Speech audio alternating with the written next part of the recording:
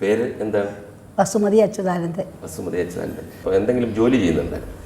ഉണ്ടായിരുന്നു, നേഴ്സായിരുന്നു ആലപ്പുഴ മെഡിക്കൽ കോളേജിൽ. റിട്ടയർഡായി ഇപ്പോൾ ജോലിക്കൊന്നും പോകുന്നില്ല, ഹസ്ബൻഡിന് നോക്കല്. അപ്പോൾ സഖാവിൻ്റെ ഈ ആരോഗ്യത്തിൻ്റെ രഹസ്യം മുഴുക്കെ പിന്നെ വസുമതി മാഡത്തിൻ്റെ കെയർ ആയിരിക്കും എന്ന് നമുക്ക് വിശ്വസിക്കാം. കുറച്ചൊക്കെ പിന്നെ പ്രത്യേക നിഷ്കർഷമല്ലോ ഉണ്ടോ ഭക്ഷണത്തിന്? ഭക്ഷണത്തിന് ഭയങ്കര ചിട്ടയോടെ സഖാവ് കഴിക്കുന്നതല്ല. അതെല്ലാം ഡോക്ടറുടെ ഒരു നിർദ്ദേശപ്രകാരമാണോ അതോ? ഡോക്ടറെ മാത്രമല്ല, നേരത്തെ മുതലേ അങ്ങനെ ഒരു ചിട്ടയിലാണ്. പിന്നെ ഡോക്ടർമാർ പറയുന്നതല്ല അപ്പടി അനുസരിക്കുകയും ചെയ്യും. മരുന്ന് മാത്രമേ കഴിക്കാൻ പ്രയാസമുള്ളൂ, മരുന്ന് മെഡിസിൻ കഴിക്കത്തില്ല, അതിഷ്ടമല്ല. പക്ഷെ മറ്റു കാര്യങ്ങളൊക്കെ ഡോക്ടർ പറയുന്ന അനുസരിക്കും. പിന്നെ എവിടെയാണ് നാട്? ആലപ്പുഴ ജില്ലയിലെ കുറ്റിത്തോടെന്ന് പറയും. സഖാവിന്റെ വീടിന്റെ അടുത്ത്? അല്ലല്ല, കുറെ അകലെയാ. നിങ്ങളുടെ കല്യാണം അറേഞ്ച്ഡ് മാരേജ് ആയിരുന്നു? പാർട്ടി അറിഞ്ഞുള്ള കല്യാണമാണ്. നേരത്തെ പാർട്ടിയിൽ പ്രവർത്തിക്കുന്നുണ്ടായിരുന്നു? മഹിളാ പ്രവർത്തകയായിരുന്നു ആദ്യകാലത്ത്. അന്ന് മുതൽ തന്നെ അറിയാം? സഖാവ് പ്രസംഗിക്കാനൊക്കെ വരുമ്പോൾ കേൾക്കുമല്ലോ, അങ്ങനെ അറിയാം. അല്ല, കല്യാണത്തിന് മുമ്പ് ഒരു ശുപാർശയുമായിട്ട് സഖാവിന്റെ അടുത്ത് ചെന്നിരുന്നു. അത് ഏത് സഖാവിന്റെ കൂടെയാണ് പോയത്? അത് ലില്ലി സഖാവ് ലില്ലിയുടെ കൂടെ മഹിളാ പ്രവർത്തകയായിരുന്നു. അപ്പം അന്നത്തെ ആ സംഭവം എന്തായിരുന്നു, എങ്ങനെയാണ്? അന്ന് ഞാൻ മഹിളാ പ്രവർത്തകയായിട്ട് വർക്ക് ചെയ്തുകൊണ്ടിരുന്നപ്പോഴേ SSLC പാസ്സായി കഴിഞ്ഞു. അപ്പോൾ പ്രവർത്തിച്ചുകൊണ്ടിരുന്നപ്പം സാമ്പത്തികമായിട്ടുള്ള ഫാമിലി അല്ല, വളരെ പാവപ്പെട്ട കുടുംബത്തിലായിരുന്നു ഞാൻ ജനിച്ചത്.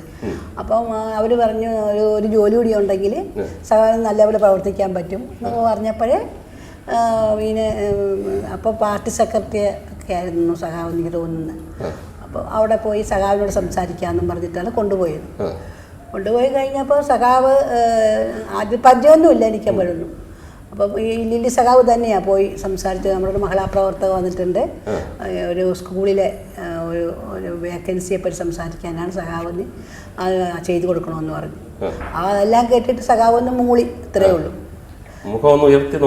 അതൊന്നുമില്ല, വെറുതെ മൂളിയതേ ഉള്ളൂ. അങ്ങനെ ഞങ്ങൾ ഇങ്ങനെ പറഞ്ഞ് സംസാരിച്ച് പോന്നു, അത്രേ ഉള്ളൂ. കിട്ടിയില്ല, ആ ജോലിയൊന്നും കിട്ടിയൊന്നുമില്ല. അങ്ങനെ ശുപാർശ സഖാവ് തരാറില്ല, ആർക്കൊന്നും അങ്ങനെ ചെയ്തിട്ടുമില്ല, എനിക്ക് തോന്നണേ. അപ്പോൾ അതിനുശേഷം പിന്നെ എങ്ങനെയാണ് ജോലി കിട്ടിയത്? അത് അവിടെ ഹാൻഡിക്രാഫ്റ്റിൻ്റെ ഒരു പ്രവർത്തകയായിട്ട് അവിടെ ഈ വനിതാ സമാജത്തിനുണ്ടായിരുന്നു. ഞങ്ങളുടെ അവിടെ കോടന്തുരത്തിൻ്റെ പഞ്ചായത്തിൻ്റെ വക അതിലൊരു നല്ല ബെസ്റ്റ് വനിതാ സമാജമായിട്ട് എൻ്റെ സമാജം തിരഞ്ഞെടുത്ത് ഞാൻ സെക്രട്ടറി ആയിരുന്നു അവിടുത്തെ. അപ്പം പിന്നെ NES ബ്ലോക്ക് എന്നെ പിന്നെ ഹാൻഡിക്രാഫ്റ്റ് ഇൻസ്ട്രക്ടറിൻ്റെ കോഴ്സിന് വിട്ടായിരുന്നു, സോഷ്യൽ വർക്കേഴ്സിൻ്റെ. അങ്ങനെ ഞാൻ ഹൈദരാബാദിൽ പോയി അവിടെ അതിൻ്റെ ഒരു 1 ഇയർ കോഴ്സ് എടുത്തു, ഹാൻഡിക്രാഫ്റ്റ് ഇൻസ്ട്രക്ടറുടെ കോഴ്സ് എടുത്ത് കഴിഞ്ഞാൽ അവിടെ വെച്ചാണ് എനിക്ക് ഒരു പനി വന്നു കഴിഞ്ഞപ്പം ഹോസ്പിറ്റലിൽ പോയി. സെക്കൻഡറാബാദ് ആശുപത്രിയിൽ പോയായിരുന്നു. അവിടെ വെച്ച് ഇങ്ങനെ നേഴ്സുമാരെല്ലാം കണ്ടപ്പോൾ എനിക്കത് ഒരു താല്പര്യം തോന്നി. അങ്ങനെ ആപ്ലിക്കേഷൻ അയച്ചിട്ടാണ് നേഴ്സിങ്ങിന് പോയത്. ശുപാർശയൊന്നും ഉണ്ടായി, നഴ്സിംഗും പാസ്സായി, ജോലിയും കിട്ടി. മകൻ ആണ്. പേരെന്താണ്?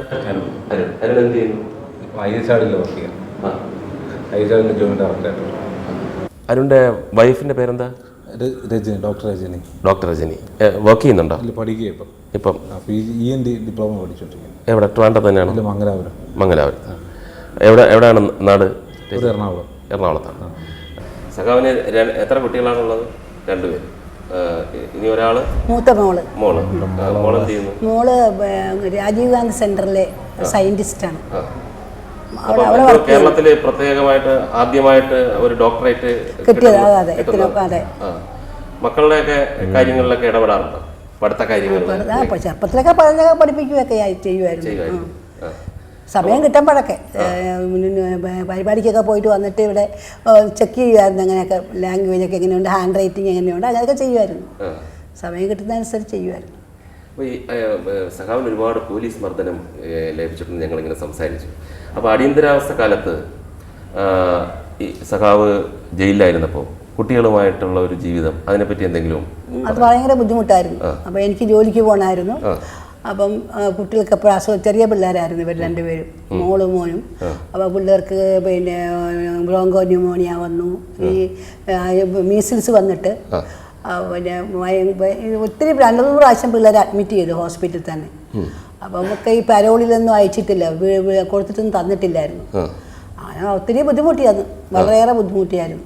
ജോലിക്ക് പോകണം, കുട്ടികളുടെ കാര്യം നോക്കണം, പിള്ളേരുടെ അസുഖം ഒക്കെ അന്ന് ഒത്തിരി കഷ്ടപ്പെട്ടായിരുന്നു. അപ്പോഴൊക്കെ പിന്നെ ഈ ഇങ്ങനെ സഖാവിനെ വിവാഹം കഴിച്ചത് എന്തെങ്കിലും ഒരു നിരാശയോ വിഷമോ തോന്നിയോ? അത് തോന്നിയില്ല, കാരണം പാർട്ടിയായിട്ടൊക്കെ നേരത്തെ അറിയാവുന്നതായിരുന്നു.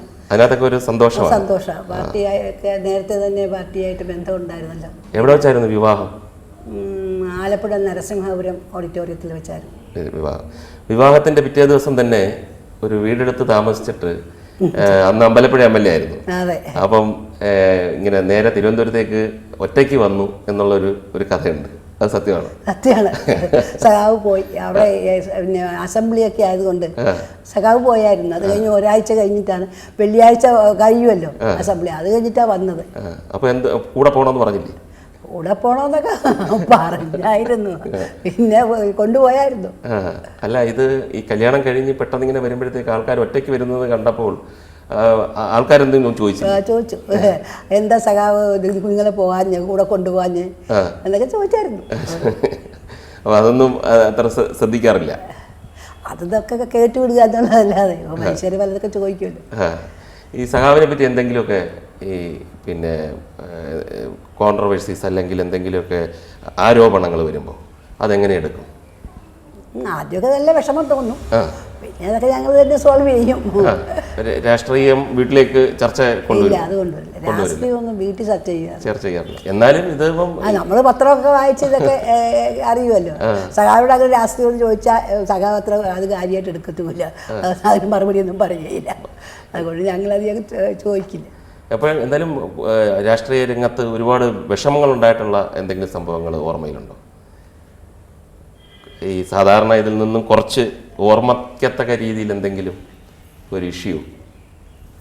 അടിയന്തരാവസ്ഥ തന്നെ പ്രധാനപ്പെട്ട കാര്യം, അതിന് വലിയ പ്രശ്നം ഉണ്ടായില്ല. അല്ല, ഞാൻ ചോദിച്ചത് ഈ ആരോപണങ്ങൾ വരുമ്പോൾ. ആരോപണങ്ങൾ നിങ്ങൾ പത്രത്തിൽ വായിച്ചില്ലേ? അതൊക്കെ തന്നെ ഞങ്ങൾ വീട്ടിൽ എങ്ങനെയാ അത് എടുക്കുന്നു എന്നുള്ള? വീട്ടിലിത് എങ്ങനെ എടുക്കുന്നു, ഞങ്ങൾ അങ്ങനെ വായിച്ച് മനസ്സിലാക്കി വിഷമിച്ച് കുറച്ച് നേരം അത്ര തന്നെ. അല്ല പിന്നെ അതേപ്പറ്റി എന്ത് ചെയ്യാനൊക്കെ ഞങ്ങൾക്ക് വീട്ടിലിരിക്കുന്നവർ അതേപ്പറ്റി പിന്നെ എന്താ ആലോചിക്കാം. ഈ ഒരുപാട് സഹാക്കളുമായിട്ട് വളരെ ആത്മബന്ധമുള്ള ഒരു ആളാണെന്ന് കേട്ടിട്ടുണ്ട്. അപ്പോൾ അങ്ങനെ എന്തെങ്കിലും ഏറ്റവും അടുത്ത സഹാക്കളെ അല്ലെങ്കിൽ ഏറ്റവും അടുത്ത നേതാക്കന്മാരെ പറ്റി എന്തെങ്കിലും ഓർമ്മകളുണ്ടോ സഖാവ്? അടുത്ത നേതാക്കളെ പറ്റി എല്ലാം ഒരുപാട് ഓർമ്മകളുണ്ട്. അടുത്ത നേതാക്കളിൽ ഒരാളാണ് AK ഗോപാലൻ, EMS. അതുപോലെ തന്നെ P സുന്ദരയ്യ, ബസുവന്നയ്യ, ജ്യോതിബാസു, ഇതുപോലുള്ള നേതാക്കന്മാരും അതുപോലെ തന്നെ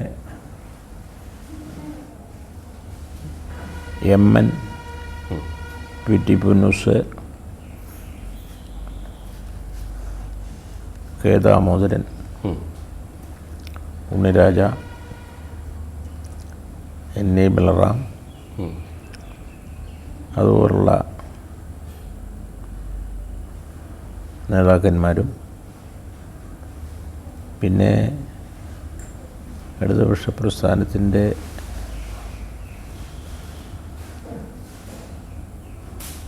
പങ്കജാക്ഷൻ, ചന്ദ്രചൂഡൻ, അതുപോലുള്ള നേതാക്കൾ,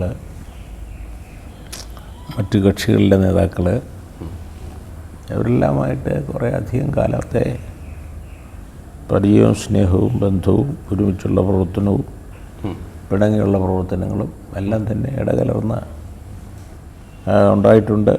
അപ്പോൾ അവരുടെയൊക്കെയുള്ള സ്ഥിതിഗതികളെ സംബന്ധിച്ചെല്ലാം മനസ്സിലാക്കാനും പഠിക്കാനും കഴിഞ്ഞിട്ടുണ്ട്.